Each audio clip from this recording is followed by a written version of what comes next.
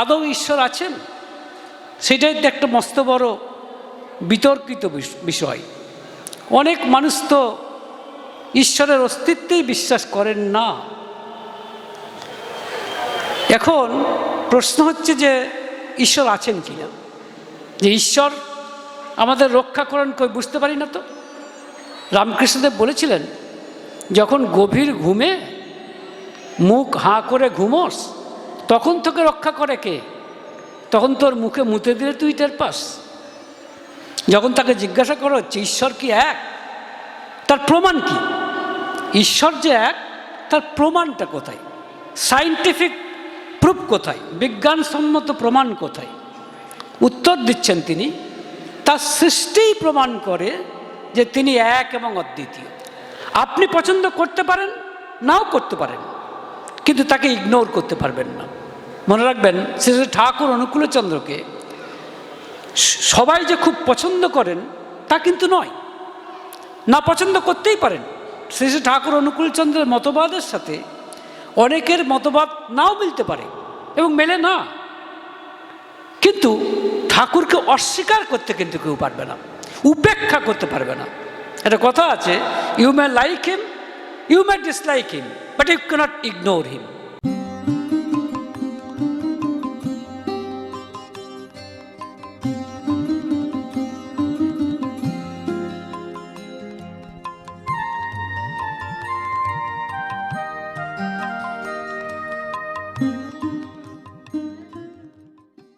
দেখুন, আজকের এই যে আলোচ্য বিষয়, তাতে আমার মনে হয়েছে তাতে চারটে কথা আছে। এক, ঈশ্বর; দুই, ধর্ম; এবং তিন, প্রেরিত পুরুষগণ। এই এবং চার, এক। সবার পিছনেই এক কথাটা লেখা রয়েছে। তার মানে ঈশ্বর এক, ধর্ম এক, প্রেরিত পুরুষগণ একই বার্তাবাহী, একই কথা বলেন।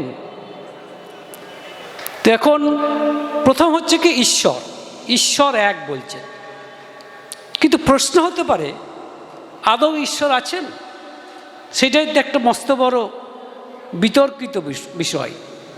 অনেক মানুষ তো ঈশ্বরের অস্তিত্বেই বিশ্বাস করেন না। এখন প্রশ্ন হচ্ছে যে ঈশ্বর আছেন কিনা। যারা বলেন যে ঈশ্বর আছেন বিশ্বাস করি না, তাদেরকে আমার জিজ্ঞাসা করতে ইচ্ছা করে যে আপনি এটা কোন দশায় বলছেন? মানে আপনি জাগ্রত অবস্থায় বলছেন। আমার প্রশ্ন, আপনি কি শুধু জাগ্রত অবস্থাতেই থাকেন? তা তো নয়, আপনার তো ঘুম আসে, স্বপ্ন একটা অবস্থা আসে, এবং গভীর ঘুম সেই অবস্থাও আসে। আপনি যে কথা বলছেন ঈশ্বর নেই, এটা কিন্তু আপনি জাগ্রত অবস্থায় বলছেন। আপনি যখন গভীর ঘুমে থাকেন তখন আপনি বলতে পারবেন? তখন আপনার বলার ক্ষমতাই আছে কি? প্রশ্নটা সেইখানেই। আপনি নিজেই আপনার নিজের মালিক নন। যদি হতেন তাহলে সর্ব অবস্থাতেই আপনি কথা বলতে পারতেন। দেখুন, আপনারা একটা কথা চিন্তা করে, আমরা যখন গভীর ঘুমে অচেতন, তখন মুখ্যমন্ত্রী কি জানে যে সে মুখ্যমন্ত্রী? প্রধানমন্ত্রী কি জানে সে প্রধানমন্ত্রী? জানে না। কিন্তু দেখুন মানুষ কত অসহায়, অথচ সে বড় মুখ করে বলছে, বড় গলা করে বলছে ঈশ্বরের অস্তিত্বে বিশ্বাস করি না। শ্রী ঠাকুর অনুকূলচন্দ্রকে যখন জিজ্ঞাসা করা হয়েছিল তখন তিনি বলেছিলেন যে কার শক্তিতে আমি হেকমতি করে বেড়াই? কার শক্তিতে? ঠাকুর ঠিক এই টার্মটা ইউজ করেছিলেন, হেকমতি করে বেড়াই। রামকৃষ্ণদেব আরও গোদা বাংলায় বলেছিলেন, মজা করে বলেছিলেন, একজন জিজ্ঞেস করেছিল যে ঈশ্বর আমাদের রক্ষা করেন কই বুঝতে পারি না তো। রামকৃষ্ণদেব বলেছিলেন, যখন গভীর ঘুমে মুখ হাঁ করে ঘুমোস তখন তোকে রক্ষা করে কে? তখন তোর মুখে মুতে দিলে তুই টের পাস। এই যে কথাটা হয়তো শুনতে খারাপ লাগতে পারে, কিন্তু বাস্তব সত্য। আমি এত অসহায় যে আমি গভীর ঘুমের সময় আমার নিজের অস্তিত্ব সম্পর্কেই আমি জানি না। সুতরাং অথচ আমি কিনা বলছি ঈশ্বর নেই। সুতরাং সে বিতর্কে না গিয়েও বলতে পারি, যদি ঈশ্বর থাকেন তাহলে তিনি কতজন, একজন নাকি একাধিক? এর উত্তর আমার ধারণা অনুযায়ী শ্রী শ্রী ঠাকুর অনুকূলচন্দ্র যা বলেছেন এর কোনো দ্বিতীয় উত্তর আমি অন্তত খুঁজে পাইনি। তিনি কি বলেছেন? যখন তাকে জিজ্ঞাসা করা হচ্ছে ঈশ্বর কি এক, তার প্রমাণ কি? ঈশ্বর যে এক তার প্রমাণটা কোথায়? সায়েন্টিফিক প্রুফ কোথায়? বিজ্ঞানসম্মত প্রমাণ কোথায়? উত্তর দিচ্ছেন তিনি, তার সৃষ্টিই প্রমাণ করে যে তিনি এক এবং অদ্বিতীয়। মানে বুঝতে পারছেন? তার সৃষ্টিই প্রমাণ করে যে তিনি এক এবং অদ্বিতীয়। কেন বলুন তো? দেখুন, আপনাদের সবাইকে আমি দেখছি, আপনারা প্রত্যেকেই মানুষ, তাতে কোনো সন্দেহ নেই, কিন্তু আপনারা প্রত্যেকেই একজন এবং আপনার কোনো দ্বিতীয় নেই। ঈশ্বরের সৃষ্টিকে বিচিত্র দেখুন। দেখুন, আমি অমলেন্দু চ্যাটার্জি আপনাদের সামনে কথা বলছি, সারা বিশ্ব ব্রহ্মাণ্ডে আর একটা অমলেন্দু চ্যাটার্জি আপনি দেখতে পাবেন? ঈশ্বর একটিই মাত্র অমলেন্দু চ্যাটার্জি সৃষ্টি করেছে। তবু মানুষ তর্ক ছাড়তে চায় না। তার্কিকরা বলে থাকেন, আচ্ছা যদি যমজ হয়, যদি দুটি সন্তান যমজ সন্তান হয়, আইডেন্টিক্যাল টুইন যাকে বলে, তাহলে আমি জুলজি সাবজেক্টের একজন অ্যাসোসিয়েট প্রফেসর হিসাবে একেবারে সব রকম দায়িত্ব নিয়েই বলছি, যাকে আমরা বলি হোমোজাইগাস টুইন, মানে একেবারে যমজ, তাদের মধ্যেও কিন্তু সামান্য হলেও পার্থক্য আছে। সুতরাং ভগবানের সৃষ্টি প্রমাণ করছে, যারা ভগবানকে বিশ্বাস করেন না তাদেরকে আমার জিজ্ঞাসা করতে ইচ্ছে করে, আচ্ছা ভাই, ভগবানে না হয় বিশ্বাস করেন না, প্রকৃতিকে বিশ্বাস করেন তো? এখন আপনি যদি বলেন বিশ্বাস করি না, আমার প্রশ্ন হচ্ছে না করে যাবেন কোথায়? যা দেখছি তাকে তো অস্বীকার করতে পারবেন না। যদি প্রকৃতিই বলেন, ভগবান নাও বলেন, তাহলেও দেখুন প্রকৃতিতে কোনো দুটো জিনিস সম্পূর্ণ এক নয়, একটু হলেও তফাৎ আছে। দুটো কুকুর, দুটো আম, এমনকি একটা গাছের সব পাতাগুলো পর্যন্ত, দুটো পাতাও এক নয়। ভারী অবাক লাগে যখন এই যে বক্তব্যটা ঠাকুর বলেছেন ঈশ্বর এক, এটা তিনি 81 বছর বয়সেও যা বলছেন, 18 বছর বয়সেও তাই বলছেন। 81টাকে উল্টে দিন, কত বছর হয়? 18 বছর। কি করে? ইভেন তারও আগে, কারণ যখন তিনি পাঠশালায় পড়াশোনা করছেন, মাস্টারমশাই জিজ্ঞাসা করছেন যে অনুকূল বলো, একের সাথে এক যোগ করলে কত ফল হবে, রেজাল্ট কত হবে? উত্তর দিচ্ছেন ঠাকুর, একই হবে। মাস্টারমশাই বলছেন, কি বলছো? একের সাথে এক যোগ করলে 2 হবে, তুমি কি পাগলের মতো এক বলছো? ঠাকুর বলছেন, মাস্টারমশাই, দুটো সম্পূর্ণ এক তো পৃথিবীতে আমি দেখি না। আপনি ঠিকই বলেছেন, একের সাথে এক যোগ দিলে 2 হবে তখনই যদি দুটো এক সম্পূর্ণ এক হয়। কই, এমন একটাও তো কিছু দেখি না যা মানে সম্পূর্ণ এক। কোন বয়সে বলছেন ঠাকুর এটা? বলছেন যখন নাকি তিনি পাঠশালার ছাত্র। পরবর্তী ক্ষেত্রে যখন ঠাকুরের বয়স 80 পেরিয়ে যাচ্ছে, তখন তার এক প্রিয় ভক্ত শ্রদ্ধেয় কৃষ্ণপ্রসন্ন ভট্টাচার্য মহাশয়, যিনি কলকাতা ইউনিভার্সিটির ডক্টর সিভি রামনের কাছে পিএইচডি করছিলেন, কলকাতা ইউনিভার্সিটি ফার্স্ট ক্লাস ফিজিক্সের, তিনি ঠাকুরকে জিজ্ঞাসা করেছিলেন, আচ্ছা ঠাকুর, এখনও কি আপনার মনে হয় যে একের সাথে এক যোগ দিলে একই হবে? ঠাকুর বলছেন, হ্যাঁ, আমার একই মনে হয়। একটা কথা আপনারা মনে রাখবেন, ঈশ্বর যা বলেন, যে কোনো বিষয়ে যা বলেন একবারই বলেন এবং একটা কথাকেই তিনি স্টিক করে থাকেন, একটা কথাকে মনে রাখবেন। ভগবান শ্রীকৃষ্ণের একটি নাম হচ্ছে অচ্যুত। অচ্যুত কথাটা মানে হচ্ছে যিনি সময়, স্থান এবং নিমিত্তের পরিপ্রেক্ষিতে যিনি কখনো নিজেকে পরিবর্তন করেন না। বুঝতে পারছেন? এটা বলা হয় অচ্যুত কাকে বলা হয়? He who remains unaffected by time, pace and causation. এটা গীতার কথা। গীতাতে ভগবান শ্রীকৃষ্ণ মানে আমরা বলছি মানে অর্জুন মাঝে মাঝেই শ্রীকৃষ্ণকে অচ্যুত বলছেন, কিন্তু তিনি কখনো চেঞ্জ করেন না। ঠাকুর যা বলেছেন, যে কোনো বিষয়ে যা বলেছেন তিনি কোনোদিন তা পরিবর্তন করেননি। এইখানেই তিনি ভগবান, মনে রাখবেন। আপনারা দেখুন আমাদের দৈনন্দিন জীবনের উদাহরণ দেখুন, আমরা কি দেখতে পাচ্ছি। দেখুন বড় বড় রাজনীতিকদের দেখুন, তারা একটা বিশেষ সময়তে যা বলছে বেশি দিন নয়, হয়তো 3 দিন পরেই সেই সম্পর্কে সম্পূর্ণ উল্টো কথা বলছেন। তার সেক্রেটারি বলছে এই আপনি যে উল্টো কথা বলেছিলেন, সে তখন বলছে তাই নাকি, বলে ক্যামেরা আছে, ভিডিও আছে। ও আচ্ছা, হ্যাঁ বলেছিলাম ঠিকই, কিন্তু দেখো সময় পাল্টাচ্ছে, পরিস্থিতি পাল্টাচ্ছে, কাজেই কথাও পাল্টাবে। ভারী চমৎকার উদাহরণ, মানে ব্যাখ্যা তাদের। এই জন্যই আমরা কিন্তু কেউ অচ্যুত নই, একমাত্র ঈশ্বরই হচ্ছেন অচ্যুত। তিনি তার স্ট্যান্ডকে কখনো পরিবর্তন করেন না, নেভার। আপনি পছন্দ করতে পারেন, নাও করতে পারেন, কিন্তু তাকে ইগনোর করতে পারবেন না। মনে রাখবেন শ্রী শ্রী ঠাকুর অনুকূলচন্দ্রকে সবাই যে খুব পছন্দ করেন তা কিন্তু নয়, না পছন্দ করতেই পারেন।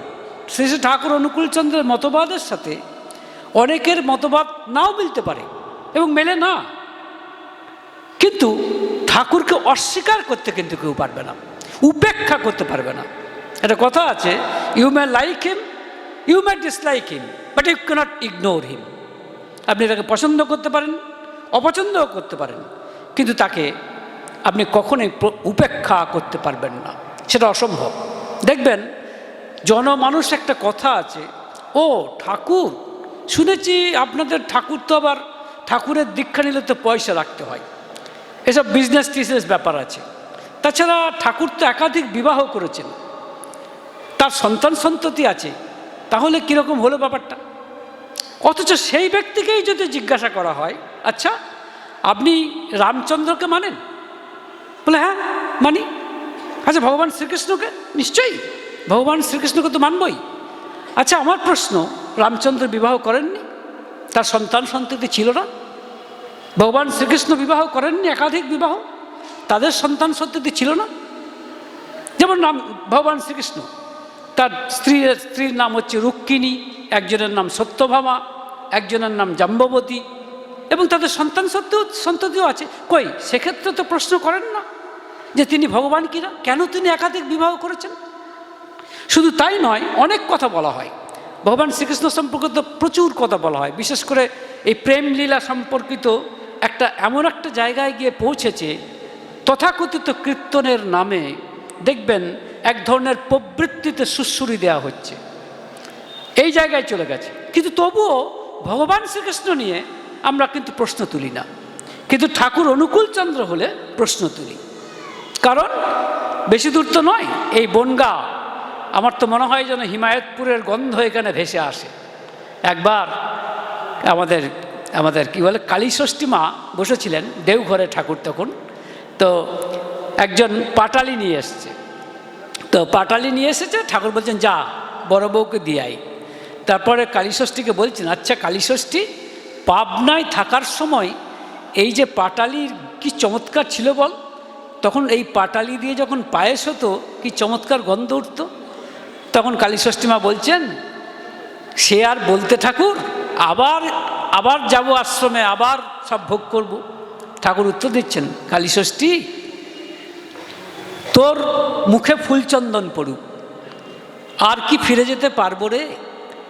হিমায়তপুরের কথা, হিমায়তপুরের মাটির গন্ধ যেন আমার নাকে আসে। সেখানে কত পাখি ছিল, সেই পাখির গান শোনার জন্য আমার কান অধীর হয়ে আছে। যে মাটি এই শরীরকে ধারণ করেছিল সে বড় সামান্য মাটি নয় রে কালীষষ্ঠী, সেই মাটির কোলে আর কি ফিরে যেতে পারবো রে কালীষষ্ঠী, তাই কই তোর কথা যেন সত্যি হয়। এই বেশি দূর নয়, এটা বনগাঁ, সামনেই বাংলাদেশ বর্ডার, একটু আগেই, কিছুদিন আগে ঠাকুর জন্মেছেন তো, তাই ঠাকুরকে মেনে নিতে বড় কষ্ট, মানে বাস্তবে আমি তাই দেখেছি। তো প্রশ্ন হচ্ছে এইখানেই যে ঈশ্বর যে এক, সেটার বিজ্ঞানসম্মত কারণ যেটা ঠাকুর বললেন সেটাইটাই। দেখুন, আপনারা কোনো সৃষ্টি দেখতে পাবেন না পৃথিবীতে যা একটা সৃষ্টির সাথে আর একটা সৃষ্টির মিল আছে, কোনো না কোনো তফাৎ আছেই। তাই তিনি এক এবং অদ্বিতীয়, এবং সেই জন্যই প্রার্থনা মন্ত্রে আমরা বলে থাকি একমেব অদ্বিতীয়ম শরণম। তিনি এক এবং অদ্বিতীয়, শুধু এক তাই নয়, he is not only one but unique one. তিনি শুধু এক নন, একেবারে অদ্বিতীয়, তার মতো আর কেউ নেই। এবার প্রশ্ন হচ্ছে ধর্মটা কি? এখন ধর্মের নামে এত অধর্মের হাতছানি, এত অধর্মের ভণ্ডামি, যে আজকাল ধর্মের কথা বললে মানুষ ভয় পেয়ে যায়।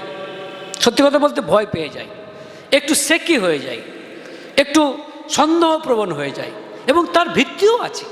সত্যি কথা বলতে গেলে ধর্মের নামে, ধর্মের মুখোশে আজ এত অধর্মের প্রাধান্য, অধর্মের এত দাপাদাপি, সত্যিই সেখানে যেন ধর্মটা হারিয়ে যাচ্ছে। ঠিক এই জায়গাতেই প্রয়োজন যুগপুরুষোত্তমের। তিনি এসে ধর্মের যে বিকৃত রূপ সেটাকে ঠিক করে দেন। ঠিক করে দিয়ে কি করেন? যেরকম দেখুন ঠাকুর কি করেছেন। ঠাকুর সম্পর্কে যে কথাগুলো বলা হয় যে তিনি নাকি পয়সা বিজনেস করেন, পয়সা দিতে হয়, আর তার জন্য নাকি এই সমস্ত কথাবার্তা বলা হয়। আমার প্রশ্ন এইখানে, ভগবান শ্রীকৃষ্ণ গীতাতে কি বলছেন? অর্জুনকে বলছেন তুমি তোমার মনটাকে ঠিক করো, মনটাকে শান্ত করো। অর্জুন বলছেন কি করে মনটা শান্ত করব? কারণ মন অশান্ত, বাতাসকে যেমন সরালে থাকে না, সেরকম মন অশান্ত। তখন ভগবান শ্রীকৃষ্ণ বলছেন তুমি যা বলেছ অর্জুন সঠিক কথা, কিন্তু মনে রেখো দুটো রাস্তা আছে, যে রাস্তার মাধ্যমে মনকে স্থির শান্ত করা যায়। কি রাস্তা? এক অভ্যাসযোগ, দুই বৈরাগ্যযোগ। অভ্যাসযোগ মানে বারবার তুমি একটা নাম আর একটা রূপকে চিন্তা করো, একটা নাম একটা রূপ। আর বৈরাগ্যযোগ মানে কিছু স্বার্থ ত্যাগ করো। সোজা কথা, দুটো কথা ভগবান শ্রীকৃষ্ণ গীতাতে বলছেন, পরিষ্কার করে তিনি বলছেন যে মানে এই যে মনকে শান্ত করা যে খুব কঠিন তাতে কোনো সন্দেহ নেই অর্জুন, কিন্তু দুটো রাস্তা আছে। একটা নাম একটা রূপকে তুমি স্মরণ করো, অর্থাৎ অভ্যাস যোগ। দুই, যে তুমি কিছু স্বার্থ ত্যাগ করো, এটা বৈরাগ্য যোগ। এখন এই জিনিসটা কি? ঠাকুর অনুকূলচন্দ্র এসে আমাদের গলায় পাটা টিপে দেখিয়ে দিলেন। সেটা কি? নাম্বার ওয়ান অভ্যাস যোগ। কি করলেন তিনি? কি করেছেন? তিনি একটি নাম দিয়েছেন, নাম মানে একটি মন্ত্র দিয়েছেন, এবং সেই নামটি মনে রাখবেন সর্বোচ্চ স্তরের নাম। এইখানেই যুগপুরুষোত্তমের প্রয়োজন, যে তিনি সর্বোচ্চ স্তরের নাম দেন। প্রশ্ন হচ্ছে এই সর্বোচ্চ স্তরের নামটা কি? একটা শব্দ, তাই তো? একটা শব্দ। তাহলে প্রশ্ন হচ্ছে একটা রূপকে, রূপ হচ্ছে ঠাকুর। এখন প্রশ্ন হচ্ছে একটা নাম আর একটা রূপ যদি বারবার চিন্তা করি তাহলে কি হবে বলুন তো? জানেন কি হবে? বলুন তো কি হবে? বহু নাম বহু রূপ চলে যাবে, আস্তে আস্তে চলে যাবে। মনে রাখবেন আমাদের মন অশান্ত হওয়ার একমাত্র কারণ আমাদের মনে যখন বহু নাম বহু রূপ আসে। উদাহরণ, আপনি টিভি দেখুন, টিভিতে একটার পর একটা অ্যাডভার্টাইজমেন্ট হচ্ছে, মানে কি? একটা নাম একটা রূপ। এতগুলো নাম এতগুলো রূপ একাধিক ক্রমে আসার ফলে আমার মন অশান্ত হচ্ছে। তাহলে উপায় ঠিক উল্টোটা, একটা নাম একটা রূপ বারবার উচ্চারণ করুন। অবশ্যই সেটা সর্বোচ্চ স্তরের নাম হতে হবে এবং সর্বোচ্চ স্তরের রূপও হতে হবে। সেই এক নাম মানে ঠাকুরের দেওয়া যে নাম, রূপ, স্বয়ং ঠাকুরের চেহারা, এই দুটি যদি আপনি বারবার উচ্চারণ করেন এবং অর্থাৎ বারবার যদি ঠাকুরের দেওয়া নামটা বারবার উচ্চারণ করেন মনে মনে, আর বারবার যদি নামের রূপটাকে মনের আয়নায় দেখতে থাকেন, তাহলে কি হবে? সব নাম সব রূপ একটা নাম একটা রূপে মিশে যাবে। 2, বৈরাগ্য যোগ, কিছু স্বার্থত্যাগ। ঠাকুর কি বলছেন? প্রতিদিন উঠে তুমি ইষ্টকে কিছু দাও, গিভ সামথিং। কারণ দিলে কি হবে? হৃদয় কোমল হবে। ঠাকুর বলছেন কি দিলে কি হবে? যাচ্চাকারীকে ফিরিও না, অর্থ, সাহস, সান্ত্বনা, মিষ্টি কথা, যা হোক একটা দাও, হৃদয় কোমল হবে। মনে রাখবেন, হৃদয় কোমল হওয়া মানেই আনন্দের চাবিকাঠি আপনার হাতে চলে আসে। বুঝতে পারছেন কত সহজে তিনি বোঝালেন? তো বৈরাগ্য যোগ কেন? কারণ প্রতিদিন আমি আমার সোপার্জিত পয়সা থেকে কিছু দিচ্ছি, এবং শুধু দিচ্ছি তাই নয়, মনে রাখবেন দিচ্ছি তা নয়, ইষ্টভৃতি আকারে ঠাকুর অনুকূলচন্দ্র যে ব্যবস্থা দিয়েছেন সেটা যে ঠাকুরকে শুধু দিচ্ছি তা নয়, উইদাউট এনি রিটার্ন, কোনো রকম প্রত্যাশা না রেখে। এই মঞ্চে আমি আপনাদের একটা কথা বলে দিয়ে যাই, শুনে রাখুন। হয়তো অনেকেই জানেন না, বা অনেকে জানেন। সেটা কি? আমরা যে ইষ্টভৃতি করে থাকি, এই ইষ্টভৃতির যে মন্ত্রটা আমাদের দেওয়া আছে, সেই মন্ত্রটা যখন আমরা দিচ্ছি সেই মন্ত্রটা আমরা উচ্চারণ করি, কিন্তু ওই মন্ত্রের পরেও একটা কথা বলতে হয়। এটা আমি বলছি না, স্বয়ং ঠাকুর বলেছেন। কোথায় বলেছেন? দীপরক্ষীতে। কি বলেছেন? বলেছেন এই পয়সাটা নিয়ে বলতে হয়, আমার এই অপ্রত্যাশী অর্ঘ্য। কি বলতে হয়? আমার এই অপ্রত্যাশী অর্ঘ্য, মানে আমি যেটা তোমাকে দিচ্ছি তার রিটার্নে কিছু আমি চাই না ঠাকুর, তার প্রত্যাশায় আমি কিচ্ছু চাই না। তাই বলছেন আমার এই অপ্রত্যাশী অর্ঘ্য তোমাকে নন্দিত করুক। এই কথাটা বলতে হয়। যদি না বলে থাকেন এখন থেকে বলবেন। এটা অমলেন্দু চ্যাটার্জির কথা নয়, স্বয়ং শ্রী শ্রী ঠাকুরের কথা। কেন বলছেন? কারণ দিলেই হবে না, আপনার স্বার্থত্যাগটা তখনই ঠিক হবে যখন আপনি প্রত্যাশায় কিছু চাইবেন না। এখন কিন্তু মুশকিলটা আমরা চেয়ে থাকি। কি চাই জানেন? আমরা বলি যে আমাদের যদি কোনো ক্ষতি হয়ে যায়, তাহলে কিন্তু তখন বলি ঠাকুর তোমাকে এত ধরেছি, এত চেষ্টা করছি, এত তোমাকে ধরে আছি, তাও ক্ষতি হচ্ছে। কোথাও একটা অভিমান, কোথাও একটা ক্ষোভ। তার মানেই, এটার মানে হচ্ছেই আমি আসলে ঠাকুরের কাছে কিছু প্রত্যাশা করছি, কিছু আশা করছি। যে মুহূর্তে আপনি ঠাকুরের কাছে কিছু প্রত্যাশা করবেন, মনে রাখবেন প্রত্যাঘাত পাবেন, আঘাত পাবেন, লাভ হবে না। এখানে কিছু করার নেই, ঠাকুর নিজেও কিছু করতে পারেন না। মুশকিলটা হচ্ছে এইখানে, তিনি আপনাকে যতই ভালোবাসুন কিছু করার নেই। তাই প্রত্যাশাবিহীনভাবে যদি করেন, দুটো কাজ করেন, 1 অভ্যাস যোগ, 2 বৈরাগ্য যোগ। এটা করলে কি হবে? এটাই ধর্ম। মনে রাখবেন, this is what is religion is all about. এইটাই হচ্ছে ধর্ম। ধর্ম অন্য কিছু নয়, ধর্ম এটাই যে কি অভ্যাস করুন। কি অভ্যাস করুন? সর্বোচ্চ স্তরের শব্দ। 2 সেই রূপকে যিনি এসেছেন শ্রী শ্রী ঠাকুর অনুকূলচন্দ্র, তার চেহারা, এটা হচ্ছে রূপ। একটা নাম একটা রূপ বারবার চিন্তা করুন, তাহলে দেখবেন সব নাম সব রূপ ডুবে যাবে তাতে, আর তখনই আপনি সত্যিকারের শান্তি পাবেন। মনে রাখবেন, শান্তি কথাটার মানে নিথর হয়ে যাওয়া নয়, ইট কাঠ পাথরের মতো নিথর হয়ে যাওয়া নয়। শান্তি মানে মনের সাম্য অবস্থা। সাম্য অবস্থা মানে বিপদেও, অর্থাৎ আনন্দও আপনি ততখানি আত্মহারা হবেন না, আর দুঃখেও আপনি ততখানি বিচলিত হবেন না। তার মানে এই নয় যে আপনি আনন্দিত হবেন না। বাড়ি মজা করে একজন ঠাকুরকে বলেছিলেন, একজন ভক্ত, ঠাকুর আচ্ছা গীতাতে যে স্থিতপ্রজ্ঞের কথা বলা হয়েছে, তো আপনাকে তো দেখি কেউ কেউ কেউ কেউ কিছু আনন্দের খবর দিলে সে যতখানি আনন্দিত হয় আপনি তার চেয়ে বেশি আনন্দিত হন। আবার কেউ যদি খারাপ খবর দেয় তাহলে আপনি আরও বেশি মুষড়ে পড়েন। কিন্তু গীতাতে তো এই কথা বলছে না ঠাকুর। ঠাকুর বলছেন, আরে আমি মানুষ নই নাকি, আমার আবেগ থাকবে না? আমি ওসব ভগবান টগবান হতে পারিনি। তাহলে প্রশ্ন হচ্ছে এইখানেই যে ঠাকুর কি বলছেন? তিনি কি আনন্দিত হচ্ছেন না? অবশ্যই হচ্ছেন। তাহলে কি আনন্দ আমরা আনন্দিত হব না? তা নয়। দুঃখে কি বিচলিত হবে না? তা নয়। কিন্তু যখন ঠাকুরকে বলে, ঠাকুর বলছেন তবে কি জানেন না, আমি হাসি কাঁদি আর যাই করি। মনে রাখবেন কথাটা শুনুন, বলছেন আমি হাসি কাঁদি আর যাই করি, আমি যে শিবচন্দ্র চক্রবর্তীর ছাওয়াল অনুকূল চক্রবর্তী সেটা কখনো ভুলে যায় না। এই কথাটাতেই আসল কথাটা আছে। কি কথা? মানে আমরা কি হয়, আমরা আনন্দের সময় এতখানি আত্মহারা হয়ে পড়ি, তখন কিন্তু সেই সময়টুকুতে আর ঠাকুরের কথা মনে থাকে না, আর ঠাকুরের দেওয়া সব নাম উচ্চারণ করার ইচ্ছা হয় না। অথবা এমন একটা শকিং বা এমন একটা দুঃখের খবর, সেই মুহূর্তে কিন্তু আর ঠাকুরের কথা মনে করতে পারি না। কেন পারি না? কিন্তু ঠাকুর তা নয়, তিনি হাসছেন, তিনি কাঁদছেন, কিন্তু ভিতরে ভিতরে কিন্তু তার সবসময় কিন্তু তিনি সেই মানে এক এবং অদ্বিতীয় ঈশ্বরের মানে ঈশ্বরের স্মৃতি, তিনিই যে ঈশ্বর, এই বোধ তাকে কখনো ছাড়ে না। এক দাদা প্রশ্ন করেছিলেন ঠাকুরকে, ঠাকুর আপনি আমাদের নাম ধ্যান করতে বলেন, আপনি কখন নাম করেন ঠিক পাই না তো। কারণ ঠাকুর তো লোকের সঙ্গে কথা বলছেন, মানুষের সঙ্গে কথা বলছেন। ঠাকুর উত্তর দিয়েছিলেন ভারী মজা করে, নাম আমাকে ছাড়ে না। মুশকিল হচ্ছে ঠাকুর বলছেন আমি নাম ছাড়তে চাইলেও নাম আমাকে ছাড়ে। এক্ষেত্রে কী হচ্ছে? অজপ আজব।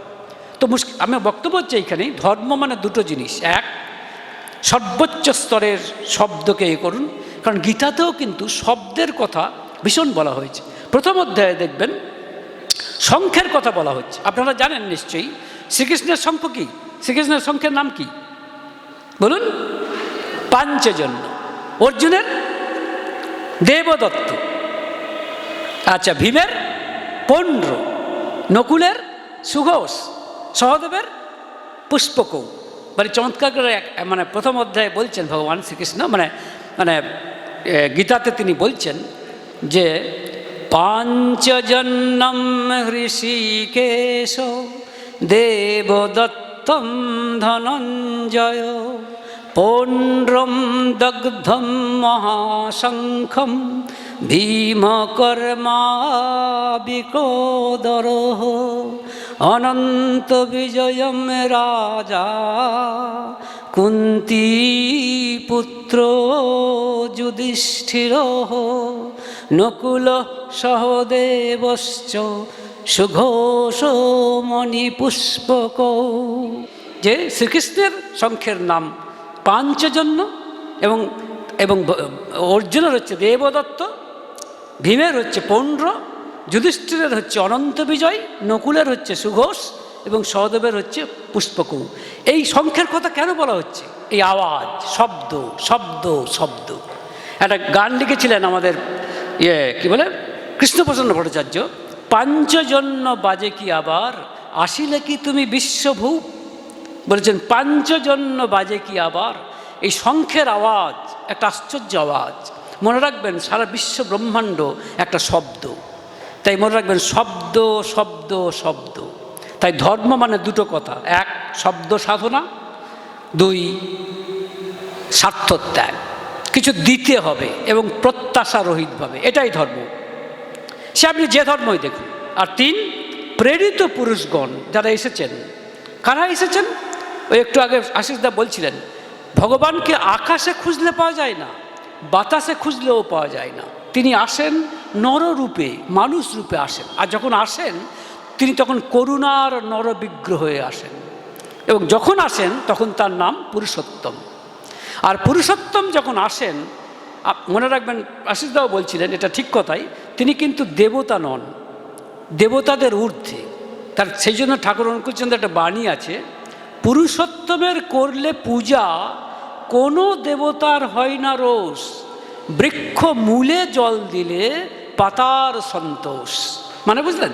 বলছেন পুরুষোত্তমের করলে পূজা কোনো দেবতার হয় না রোষ, বৃক্ষ মূলে জল দিলে পাতার সন্তোষ। সুতরাং তিনি এসেছেন এবং যুগে যুগে আসছেন। প্রশ্নটা হচ্ছে এখানে, রামচন্দ্র এসেছেন, শ্রীকৃষ্ণ এসেছেন, বুদ্ধ, যিশু, মোহাম্মদ, চৈতন্য, রামকৃষ্ণদেব এবং সর্বশেষ এসেছেন শ্রী ঠাকুর অনুকূলচন্দ্র। প্রশ্ন হতে পারে যদি তিনি একজনই হন তাহলে বারবার আসছেন কেন? উত্তরটা হচ্ছে এই যে যুগ বদলাচ্ছে, পরিস্থিতি বদলাচ্ছে, সেই যুগের পরিবর্তনের জন্য তিনি আসেন ধর্মটাকে আবার ঠিক করে দিতে, রাইট ট্র্যাকে এনে দিতে। যেরকম এসেছেন ভগবান শ্রীকৃষ্ণ, এবং প্রত্যেকেই কিন্তু একই কথা বলছেন। যেমন ভগবান শ্রীকৃষ্ণ একই কথা বলছেন, ভগবান এক। কি বলছেন? অর্জুনকে বলছেন, দেখো অর্জুন, তুমি তো সব দেখলে, সমস্ত তোমাকে শেখালাম, তো তুমি সব বুঝলে তো? বলছে হ্যাঁ। কিন্তু ভুলে যাবে না তো? বলছে যদি ভুলে যাই। তো বলছে ভুলেই যাও। তাহলে একটা কথা মনে রাখো, কি? সর্বধর্মান পরিত্যজ্য মামেকং শরণং ব্রজ অহং ত্বং সর্বপাপেভ্য মোক্ষয়সি স্বামী মা শুচহ। সব ছেড়ে দিয়ে কেবল আমাকেই ধরো, এটাই হচ্ছে কথা। মানে একজন, দেখুন এখানেও সে একই কথা। প্রেরিত পুরুষেরা একটা কথাই বলে থাকেন। সুতরাং এই যে তিনটে কথা বলা হচ্ছে, ধর্ম, ঈশ্বর এক, ধর্ম এক, প্রেরিত পুরুষগণ, একই কথা। ঠাকুর যতগুলো কথা বলেছেন, বাঁচা বাড়ার কথা, কি করে আমরা বাঁচবো আর কি করে বৃদ্ধি পাবো। বৃদ্ধি পাবো মানে কিভাবে আমরা ঈশ্বরের দিকে এগিয়ে যাব। তো মহা সৌভাগ্য করে, এটা কোনো সন্দেহ নেই, মহা সৌভাগ্য করে আপনারা ঠাকুরের দীক্ষা পেয়েছেন। এটাকে কিন্তু কোনোভাবেই উপেক্ষা করবেন না। ভাববেন না যে কোনো ঋত্বিক দেবতা আপনাকে জোর করে বা নানা রকম বুঝিয়ে এই দীক্ষা দিয়েছেন। মনে রাখবেন, পূর্বজন্মে যদি কোনো স্বীকৃতি না থাকতো, হয়তো সে এই দীক্ষা, এই নাম, এই শব্দ, এই রূপ হয়তো পেতেন না। ভালো থাকবেন। জয় গুরু।